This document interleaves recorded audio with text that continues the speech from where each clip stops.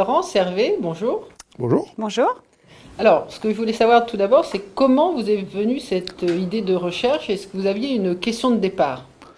Alors, pas particulièrement. On avait surtout un matériau de départ, qui était un matériau exceptionnel, puisqu'il s'agissait d'enregistrements de conversations entre des dirigeants et des managers, et des enregistrements de conversations qui en plus étaient secrètes. Donc ces managers étaient accusés par les dirigeants d'avoir vendu des secrets industriels, et ils étaient menacés de poursuites.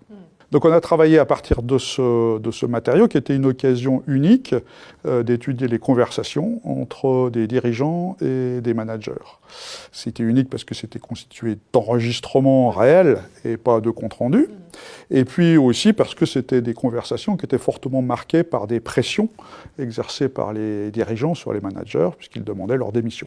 Avec le matériau, on pouvait donc étudier comment l'autorité des dirigeants s'exerçait durant les échanges, sur quelles techniques discursives ils s'appuyaient pour ce faire, et comment les managers résistaient ou pas à l'exercice de cette autorité. C'est une méthode originale, donc est-ce que ça vous a permis d'accéder à des choses que des méthodes plus classiques ne permettaient pas? Oui, selon nous, oui. On a retranscrit le matériau et emprunté une technique dérivée de l'analyse conversationnelle qui s'appelle la psychologie discursive.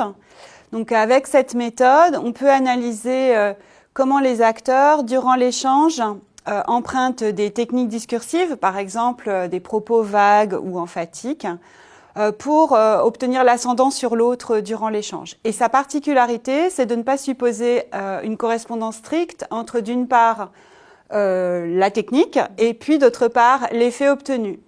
Ça suppose de regarder comment les managers, durant l'échange, vont résister ou pas à l'usage de la technique. Comme ça, on arrive à mettre en évidence la manière selon laquelle l'autorité est co-construite entre les deux interlocuteurs par l'analyse du jeu des répliques entre eux. Par exemple, si on vous accuse de quelque chose, est-ce que la personne cherche à nier en bloc ou est-ce qu'au contraire elle va chercher à comprendre pourquoi on l'accuse, etc.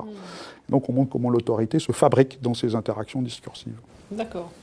Et alors si on devait résumer, parce qu'il y a beaucoup de résultats dans votre papier, mais si on devait résumer les principaux résultats, d'abord au plan théorique, quels sont-ils? Alors au plan théorique, on a d'abord montré que les dirigeants vont utiliser une palette assez importante et variée de techniques discursives. En second lieu, on montre que ces échanges vont construire des configurations de droit variées pour la source d'autorité. Ça va du simple fait de parler au nom de l'organisation, ce qui paraît pour le moins légitime, au fait d'interroger l'autre comme si on était dans le cadre d'un interrogatoire policier, voire de porter une accusation ou de condamner comme si on était dans le cadre d'un procès. La troisième contribution est de souligner le fait que ces différentes configurations de droit se construisent au travers des réactions des managers qui vont constituer autant d'opportunités pour les dirigeants d'exercer leur autorité. Si vous niez, à titre d'exemple, c'est que vous êtes coupable, parce que c'est bien connu, les coupables nient toujours.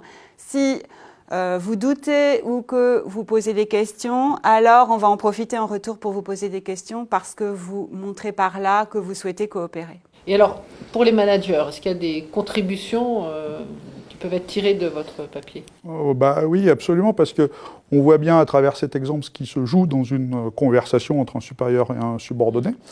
Et on voit que la frontière entre une bonne communication et une communication abusive est en fait extrêmement ténue.